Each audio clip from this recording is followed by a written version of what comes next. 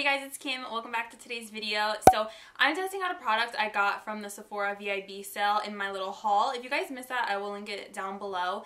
But I wanted to test out today the Stila Glitter and Glow highlighter, and this is new. So I figured some of you are probably curious about it too.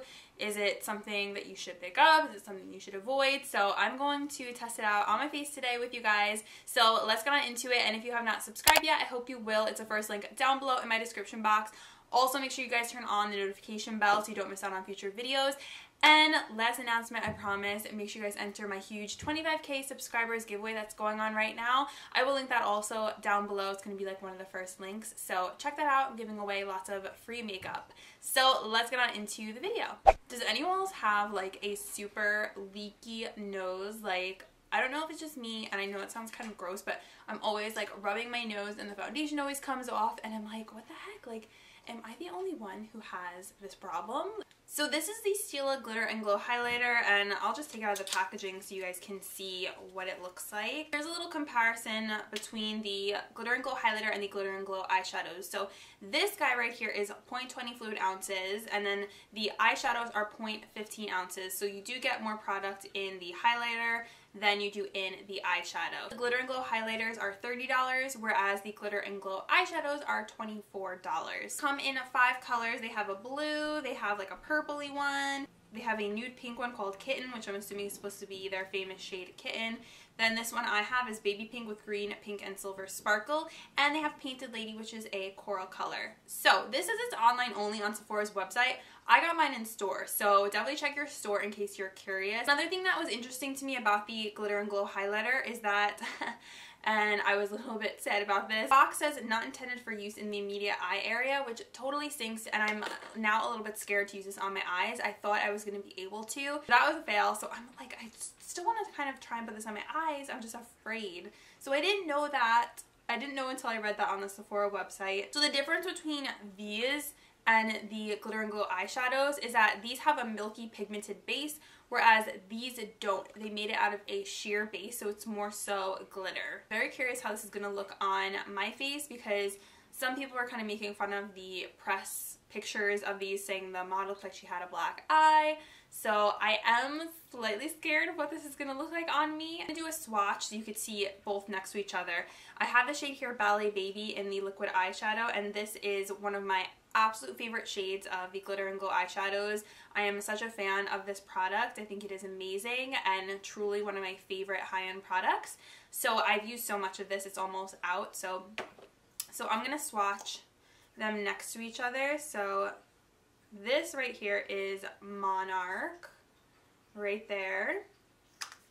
And this one right here is Ballet Baby in the liquid Glitter and Glow eyeshadows. So you could definitely see they look very similar, except this one looks even more sparkly. Like the highlighter one looks even more sparkly, but you can see that this one does have that milky pink base to it. They're honestly so close to one another. I think the only thing though is that I see a little bit more like green and yellow and blue glitter in the highlighter than in the Ballet Baby eyeshadow. It says that you can layer these over other highlighters, and I think that's how I'm going to do it. So I want to try layering it over a regular liquid highlighter, and then I want to layer it over a powder highlighter. For my powder highlight, I'm going to use the Anastasia Gleam Glow Kit. So this is actually discontinued, sadly. It's such a nice one, but I'm using it because you could still get Starburst in the Sugar Glow Kit, which is still available on Sephora and Ulta's website. Okay, so I'm going to do this on this side of my face. I had a tiny bit of highlight on today, but it wasn't crazy. Moment of truth. 2, 3 little guys like that. Okay, so now I'm going to take my little sponge. Ooh, baby. Look at that. Whoa. Oh my gosh. Wow. You guys, look at that. That's crazy. Okay, that's a heck ton of glitter right there. This would have been perfect if I ever went to a festival, which is never in my life, but this is like a festival highlighter right here. Okay, I really like it. I really like it. I think it's so pretty. Obviously, if you're not into a glitter, like, don't get this because it's insanely glittery. So I made my light a little bit darker, just maybe it'll show it better. Only thing I would say is be careful with the sponge, because as I'm blending it out, I think I'm blending it out way too far down my cheek. Like, I don't want glitter over here. I literally just want it on my cheekbone. But this is like regular, and then that is the Monarch Glitter and Glow. I'm gonna take my NYX Away We Glow liquid highlighter.